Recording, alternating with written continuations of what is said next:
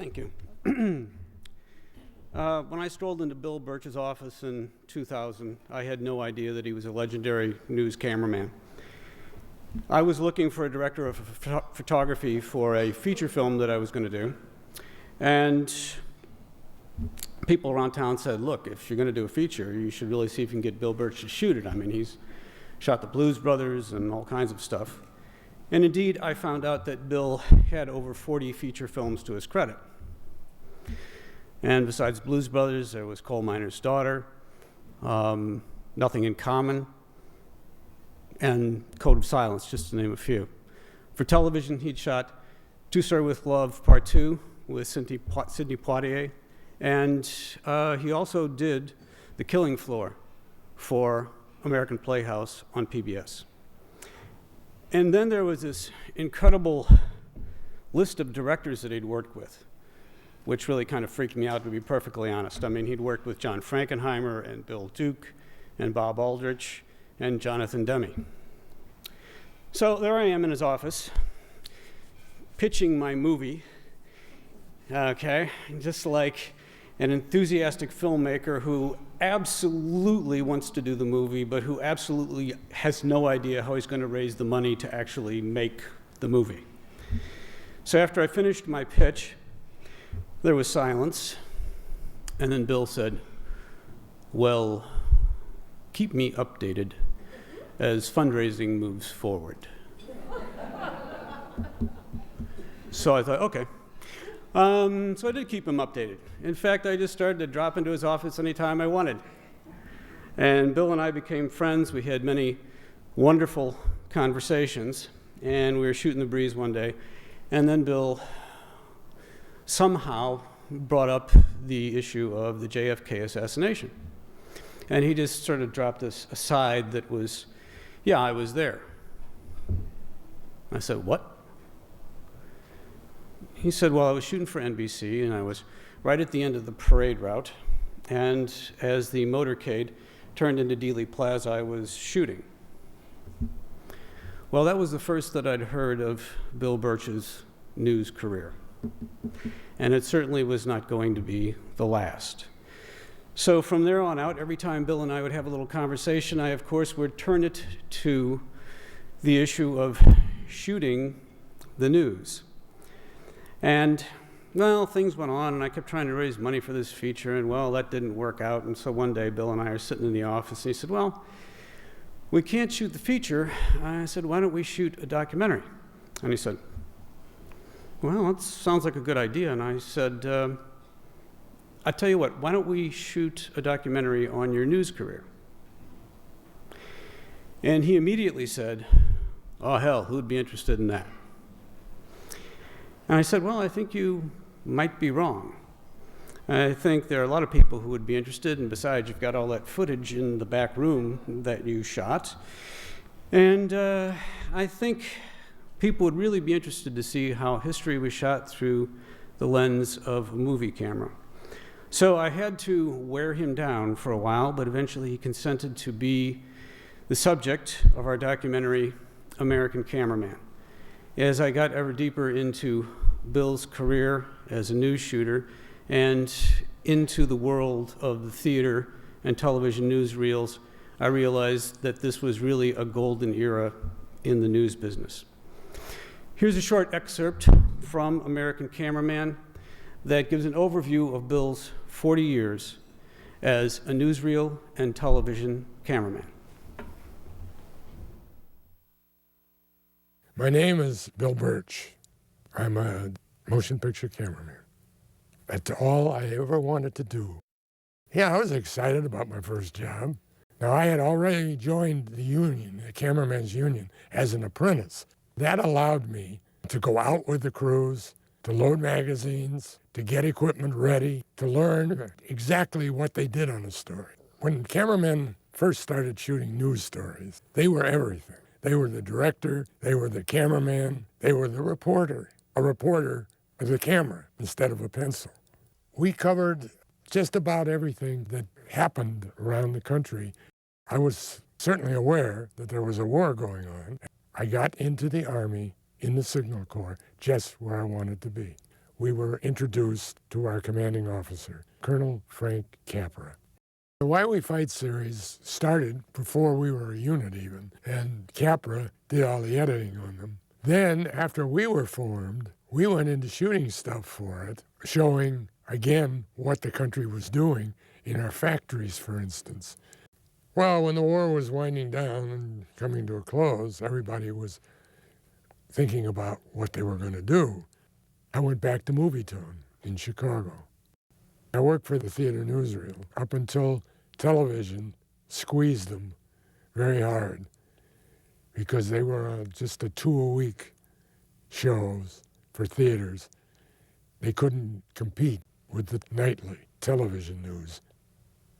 And I got a call one day from a man named Frank McCall, who was the head of television news for NBC. He said, "We want to open a bureau, set up our own television newsreel." And I became an employee of NBC News.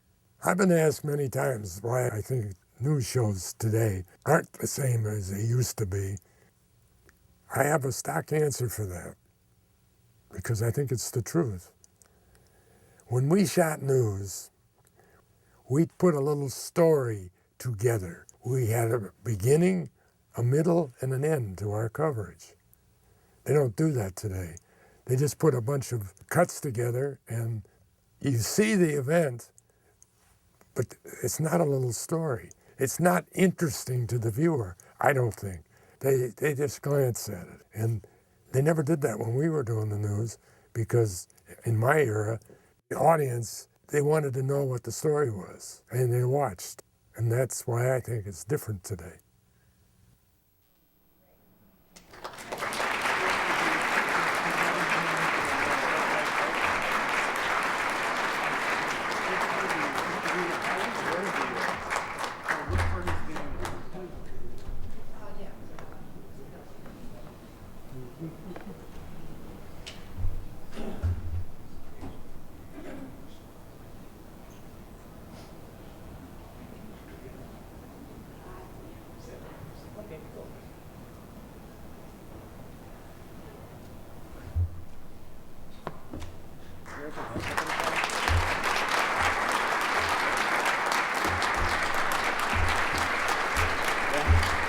We're going to turn around and do a shot here.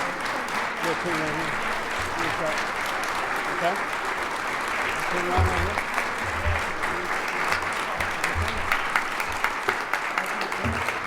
Go. Look at the camera, please. There you go.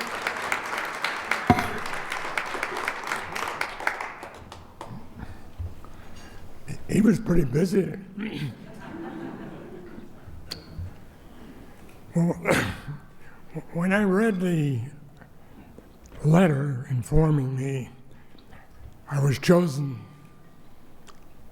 to receive the Silver Circle Award, needless to say, I was honored. And when I read it was for, but I chuckled a lot to myself when I read it was for people who was in the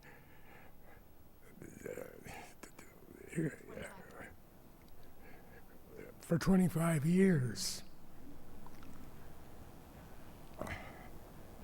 I passed that landmark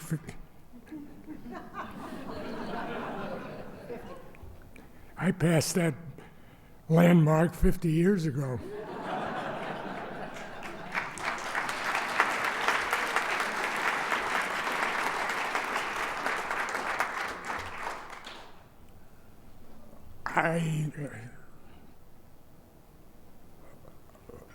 I became an apprentice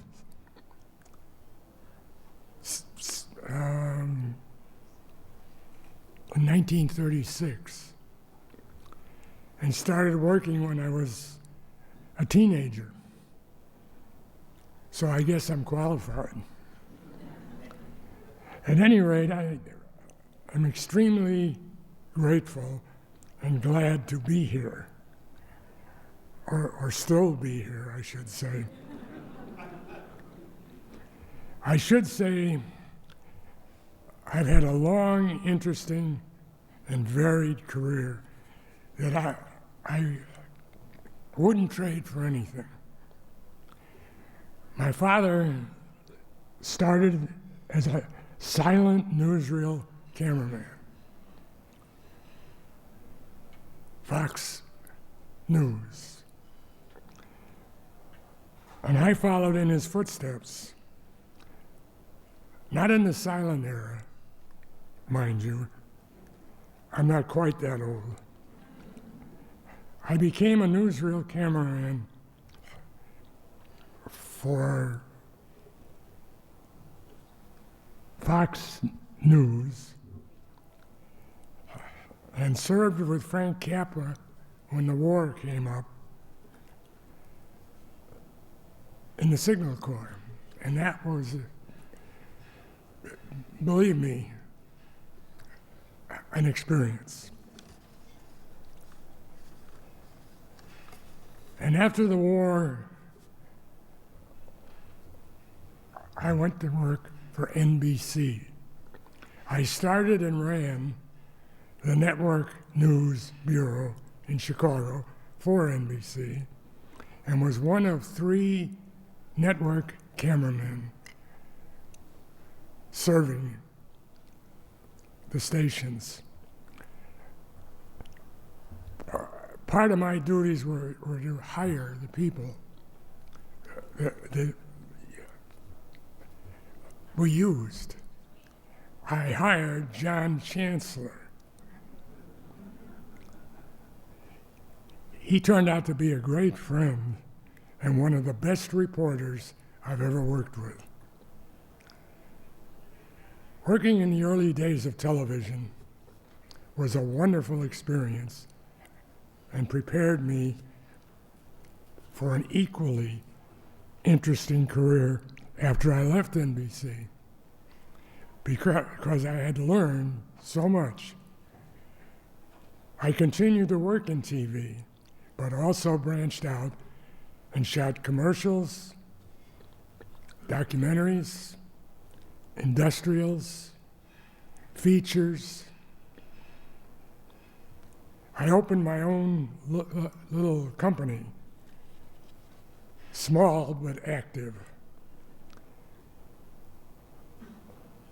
I traveled and did things that most people would never get the chance to do.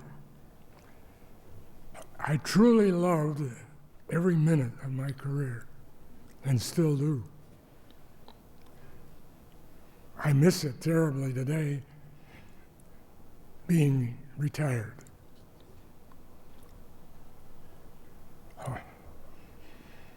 Now, it occurs to me getting an achievement award for doing what I love so much is an added bonus, and it is just that. Now, I have a son, Randy. He's a cameraman.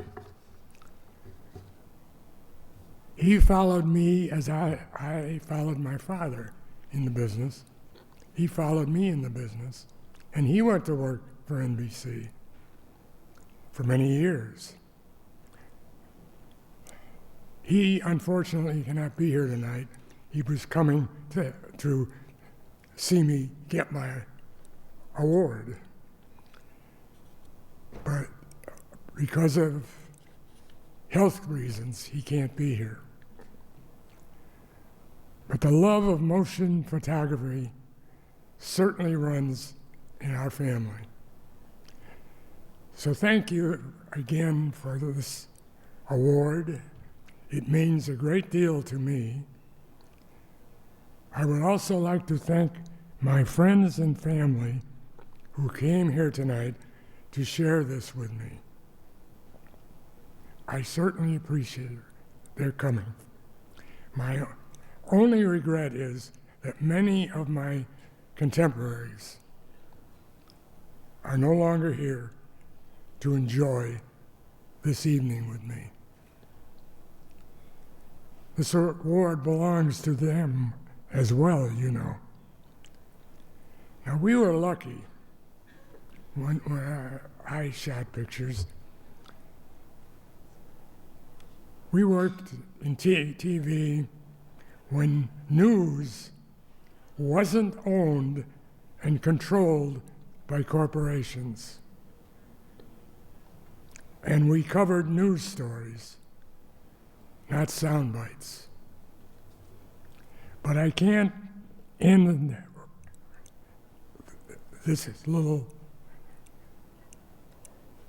talk tonight without giving a special award to Steve Ivich. Steve thought my career was so interesting that he prodded us to make a documentary about my news career. He directed, edited, and I did the camera work, and it is called The American Cameraman. But you've already heard about that. Steve did an excellent job, and we can't understand, to the best of us, why NBC isn't interested in promoting their own history. But we're hoping they will come around.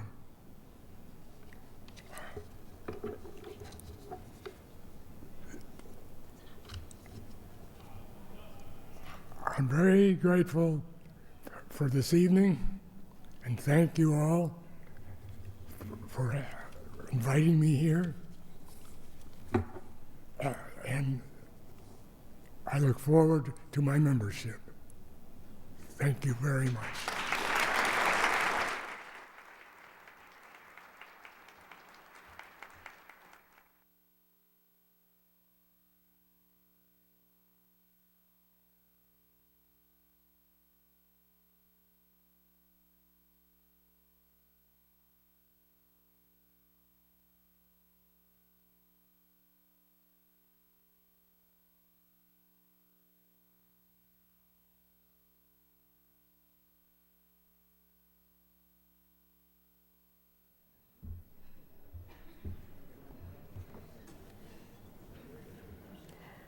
Thank you, Bill.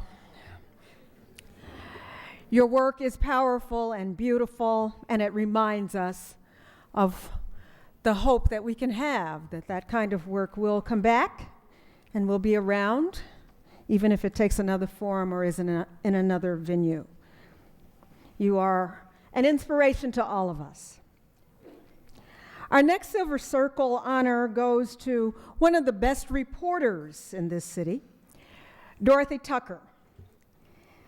Dorothy represents that second generation of African American broadcast journalists in Chicago. When she started, the doors had opened, but not all the way. Things are better now, thanks in no small measure to Dorothy's tenacity.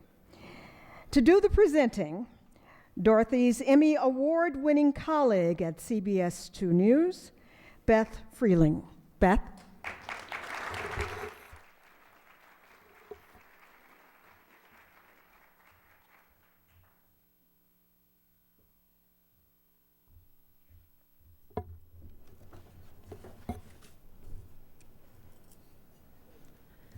When Dorothy graciously asked me to be her presenter, I was hesitant. This is an impressive group, but Dorothy does not take kindly to the word no. And that makes Dorothy a terrific reporter. A few years ago, Dorothy's mission was to get an interview with a family that at first told her, "No, leave now." Dorothy politely said, "Okay, but could I use your bathroom?" They said, "Okay." And a few minutes later, she and the family were chatting like old friends, and she got the interview. In 1977, Dorothy graduated from Northwestern with honors in just 3 years.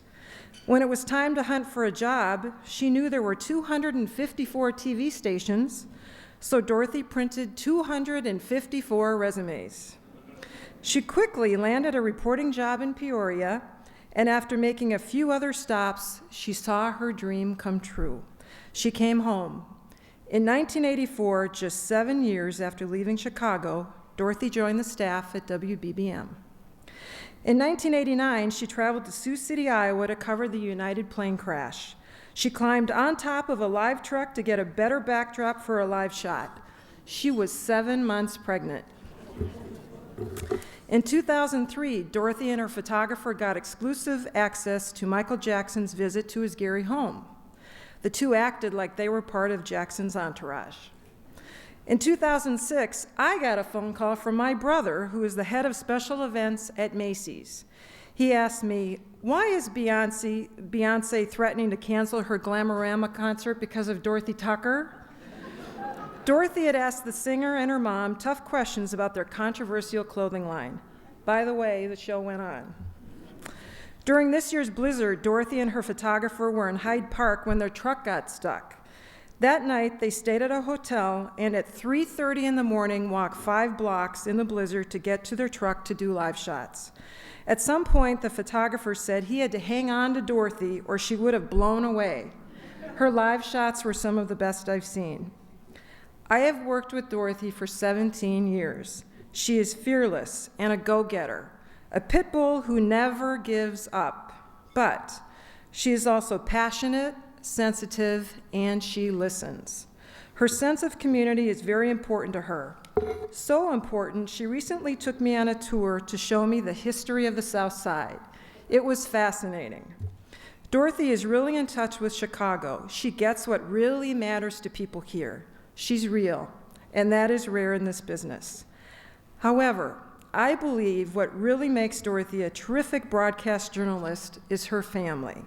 Over the years, I've witnessed how dedicated Dorothy is to her husband, Tony, and their 3 children, Trevor, Cody, and Naya. She pushes her children just like she pushes herself, and her incredible love and devotion help drive her reporting. Dorothy, I am so proud of you. Now let's take a look back at Dorothy's career.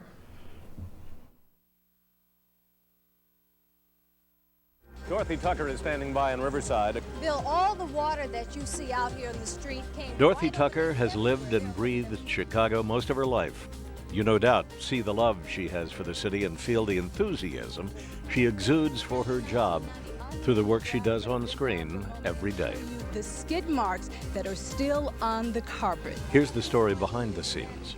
Dorothy grew up on the west side in a neighborhood now known as Lawndale. The entire sky was lit up with flames and smoke. I didn't know it at the time, but that fire would change my entire life forever. Dorothy was 13 when violence started overtaking that community. So her family moved to the Austin neighborhood, where Dorothy attended high school. Yes, that's me with the big afro. She graduated in 1974, then went on to Northwestern University, where her love affair with journalism got its start. During her final year at NU, Dorothy interned with us here at WBBM TV. She dreamed of becoming a producer for 60 Minutes. She put those lofty goals aside for her first paycheck in Peoria, WMBD. Dorothy Tucker was at the scene, and Dorothy, what happened this evening? It was about 7:30 tonight. The brakes gave out and the church bus. The crew there saw firsthand Dorothy's desire when the news director told her that if she found a story, she could be on the air. After brief stops in Denver, Memphis, So right now, the stalemate continues. and Pittsburgh, Authorities say the problem is the same all over. Dorothy returned to Chicago and WBBM in 1984. Over the past 27 years in the Windy City, Dorothy has covered every imaginable story with ease. From parades This has been so special to me because I used to come to these parades when I was a little girl. to tough issues facing the neighborhoods in the city. I have a gun here in my pocket in case I can't get to it. I have one here. Bill Johnson keeps a small arsenal in his store to protect his property. His is the only grocery store within walking distance of the Cabrini Green housing complex. Dorothy puts the same intensity into every story, whether it's lighthearted All right, there it is. There's the turkey. Here's the moment of truth. or hard-hitting. There's a lot of activity, about a dozen police cars out here. She has reported from the field, And while the flames may be gone, Dorothy, this has been building all day, right? all day long. Reporting live from Area 4, I'm Dorothy Tucker. Back to the newsroom. She's been behind the anchor desk. Good morning, I'm Dorothy Tucker. Good morning from the Channel 2 newsroom in Chicago. I'm Dorothy Tucker. Have a good day. She's even hosted community affairs programs like Common Ground, where she interviewed Gladys Knight. Looks like Dorothy and Gladys got along. That's not always the case when Dorothy encounters celebrities. There were more excited fans waiting outside of She was able to work her way into Michael Jackson's childhood home in Gary. Once inside, CBS 2 News captured these exclusive pictures of Michael standing in the living room where he and his brothers once practiced. But that didn't last long when Michael wondered, who is she? And then threw her out. Beyonce's mother was even more upset after Dorothy asked a tough question regarding Beyonce's clothing line. It doesn't make any sense because I'm looking at the clothing. And it Yeah, just but I don't doesn't want to seem talk about that on the air. Dorothy definitely has been in the eye of countless Chicago storms, most of them the weather kind. She dives right in when floods hit. Bill, I am taking a canoe ride down Gray Lynn Street. And she braves blizzard after blizzard. Visibility almost down to zero. We can't back up. We can't go forward. For the past 6 years, she's focused her efforts on enlightening consumers, showing them how to save money. $1.69 is what you would say. Whoa. And how to shop smart. CBS 2 also found expired foods at Dominic's. More recently, Dorothy spread her wings to radio at WVON, where she hosts customer service every week. Over the years, her clothes and hairstyles may have changed, but her love of reporting remains just as strong as ever. I like not knowing what's going to happen at the end of the day. That's exciting to me. I wouldn't give it up.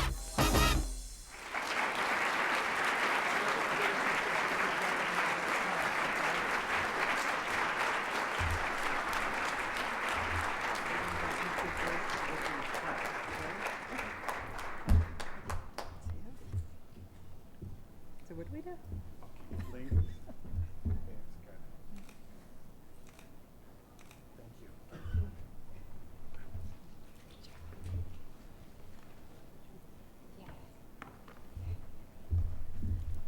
Oh my goodness. I purposely did not see that beforehand. And it's probably a good thing I didn't. Come a long way.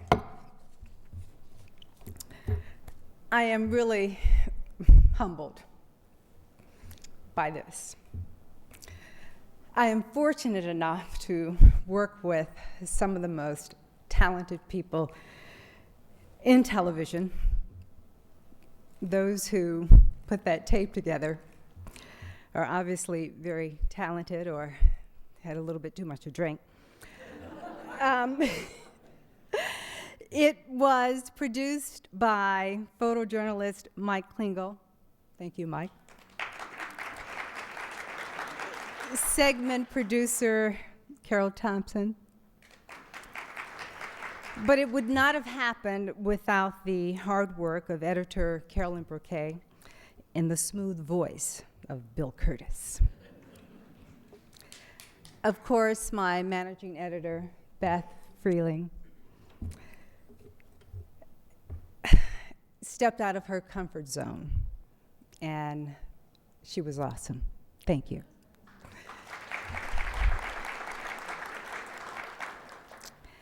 I am truly honored to be recognized by the Chicago Television Academy, flattered to be a part of such a prestigious circle of news professionals. There is not nearly enough time to thank all of the people who have made it possible for me to be here tonight, but there are some who deserve some special recognition. At the top of my list, the news directors, plural, who have fired me. In my quest to prove that they had made a fatal mistake, I poured my heart and my soul into my work and became a better reporter. To my current bosses, I have never worked so hard in all my life. But I have never had so much fun or so much support. Thank you.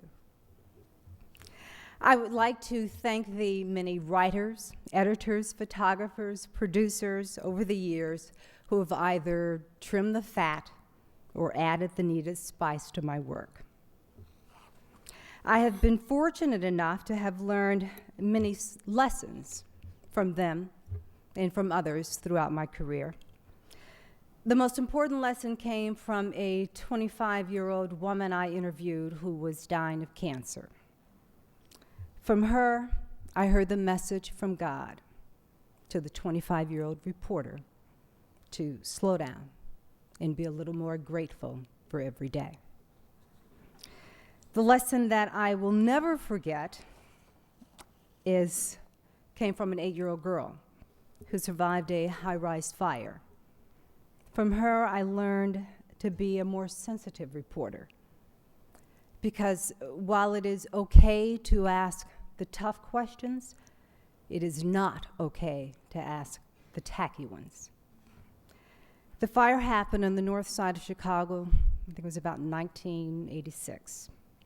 We had dramatic pictures of a firefighter who caught the little girl as she jumped from the burning fire by her pajamas. He did not catch her mother, and she watched her mother fall to her death. The next day, the grandmother gave me permission to talk to her, and I was struck by that little girl's composure as she sat there and talked about how much she loved her mom and how special she was. And then I asked her to tell me what she remembered seeing. And I saw the look of horror on that child's face as she obviously relived the moment that her mother died. I, of course, stopped the interview immediately, but the damage was done. And I think of that little girl often. I learned a powerful lesson that day. I would like to thank the many TV viewers who have supported me over the years, even those who sent me their business cards from their beauty salons.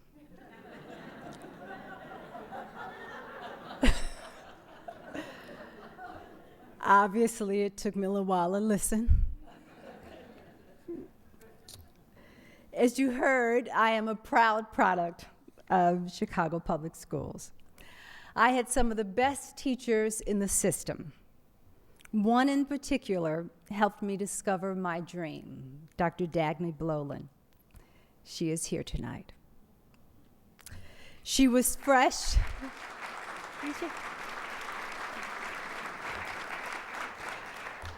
Dr. Blolin was fresh out of Northwestern when she encouraged me to write and to later audition for a new broadcasting program that CPS was offering at WBEZ Radio. Thus began my broadcasting career. Thank you, Dr. Blolin. I'm especially grateful to my late mother, Emma Catherine Tucker. She was my rock.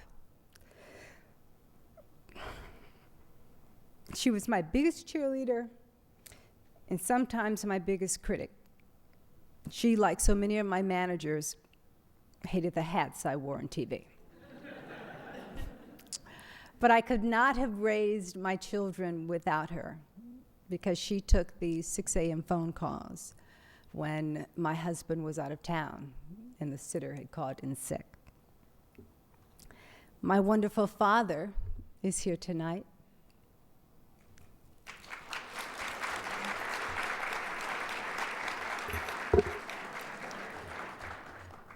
Daddy, I am sorry that I did not become the lawyer and the doctor that you wanted.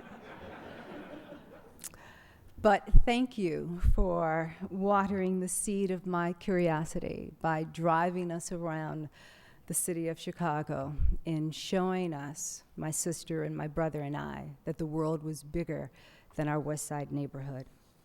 And thank you and Mommy for expecting us to succeed. As you have heard, I have 3 beautiful children.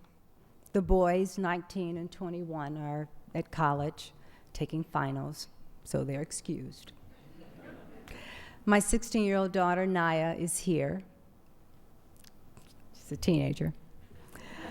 I want to thank my children for not making me suffer too much mommy guilt. In fact, when they were a little younger, at one point I toyed with the idea of perhaps stopping and staying home, with them. And I talked to them and said, I can do this. And they were like, no, mommy, don't do that. You don't have to stop working. And I thought perhaps it was because they were proud of having a working mom. Of course, I realized they just didn't want me around that much. That's okay. And finally, to the man who has put up with me all of these years, my husband, Tony, of 23 years.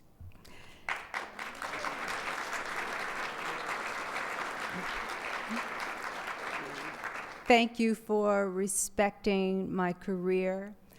Thank you for never asking me why I had to work late, work weekends, work early, why I missed yet another corporate dinner.